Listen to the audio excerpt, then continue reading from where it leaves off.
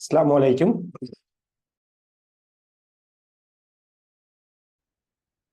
நீர் நிரம்பிய ஒரு கூம்புக்குடுவையின் நிலைக்குத்து குறுக்கு வெட்டு பரப்பு உருவில் காட்டப்பட்டுள்ளது. நீர் நிரம்பிய ஒரு கூம்புக்குடுவையின் நிலைக்குத்து குறுக்கு வெட்டு பரப்பு உருவில் காட்டப்பட்டுள்ளது. நீர்மட்டத்தின் உயரம் 0.25 மீட்டர். நீர்மட்டத்தின் உயரம் 0.25 மீட்டர். அதேவேளை அதன் வட்ட அடியின் உள்விட்டம் 0.2 மீட்டர். அப்ப 6.1 மீட்டர். ரொம்ப கவனமா இருங்க. விட்டம் ஒரு வார்த்தை வந்தா அலர்ட் ஆயிடுங்க. ஏன்னா விட்டத்தை கொண்டு போய் 6 பிரதிடுறார்கள் நிறைய பேர் எக்ஸாம்ல. சோ விட்டமா அண்டர்லைன் பண்ணி வச்சுக்கொள்ளுங்க, பிழை விட்டுடாதே அப்படிங்கறத மைண்ட்ல பிக்ஸ் பண்ணிக்கொள்ளுங்க. விட்டம் 0.2, அப்ப 6.1 மார்க் பண்ணிடுவோம், பிழை விடக்கூடாது. அப்ப 0.1 போடுவோம். இக்குடுவையில் உள்ள நீரின் கனவளவு 2.5 தர 10⁻3. 10⁻3 மீட்டர் கனம். குடுவையின் சாய்ந்த மேற்பரப்பு மீது நீரினால் உணர்த்தப்படும் மொத்த விசையின் பருமன் யாது? பைய 3 என கொள்க.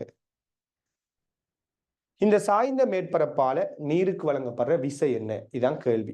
கவனிங்க, இப்படியான கேள்விகள்லாம் நம்ம ஃபாஸ்டா, இதையும் நம்ம என்ன செய்யலாம்னா மேக்சிமம் ஓரளவுக்கு ஃபாஸ்டா செய்யலாம். ரைட்? 48வது கேள்வியை நம்ம எப்படி ஃபாஸ்டா செய்யறோமோ அதே மாதிரி ஒரு சிறிய கால்குலேஷனோட இந்த கேள்வியை நம்ம ஃபாஸ்டா செய்யலாம். எப்படி செய்யற? கவனிங்க, இந்த பாத்திரத்துல அடிட 6.1 மீட்டர்னு தாராங்க. நீர் உயரம் 0.25 மீட்டர்னு தாராங்க என்றால் நீங்க என்ன செய்யுங்க என்றால் இத அடிப்பரப்பாக கொண்ட ஒரு உருளையை கற்பனை செய்யுங்க. இத அடிப்பரப்பாக கொண்ட ஒரு உருளையை கற்பனை செய்யுங்க. அந்த உருளைக்குள்ள இத அடிப்பரப்பாகவும் நீர் உயரத்தை உயரமாகவும் கொண்ட உருளையை கற்பனை செய்யுங்க. அந்த உருளைக்குள்ள இருக்கக்கூடிய ரைட், அந்த உருளையை கற்பனை செஞ்சா அந்த உருளைக்குள்ள இருக்கக்கூடிய எஞ்சி இருக்கக்கூடிய பகுதி, இந்த பகுதியில நீரினது நிறைதான் இந்த வளைந்த பரப்புல தொழிற்படுற விசை. உருளையில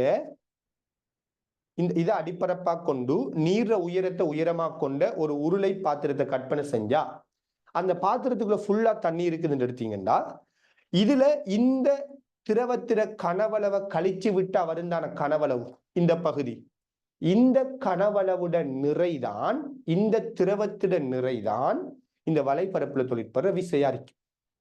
சோ பாருங்க, நான் இந்த பகுதியில கனவளவை கண்டுபிடிக்க போறேன். எப்படி கண்டுபிடிக்கிறேன்? நிறைய கண்டுபிடிக்க போறேன். எப்படி கண்டுபிடிக்கிறேன்? ரொம்ப சிம்பிள்.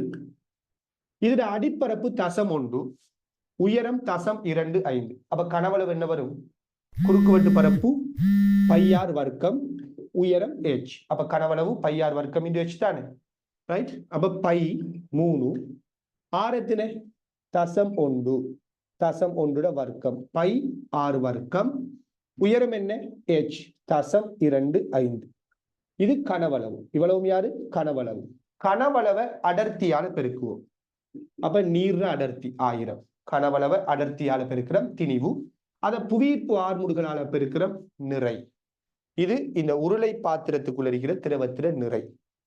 அதுல இருந்து இந்த பாத்திரத்துக்குள்ள இருக்கிற திரவத்திர கனவளவு என்ன?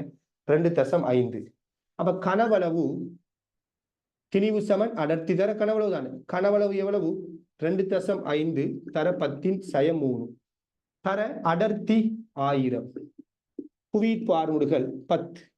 சோ இந்த நிறையிலிருந்து இந்த நிறைய கழிச்சு விட்டாச்சு. இப்ப பாருங்க, 0.1 வர்க்கம், 0.1 10⁻1, 10⁻1. அப்ப 10⁻2 வரும். 10⁻2 10⁻2 போனா 10 வரும். அப்ப 100 25, 25 தர 3 75 வரும்.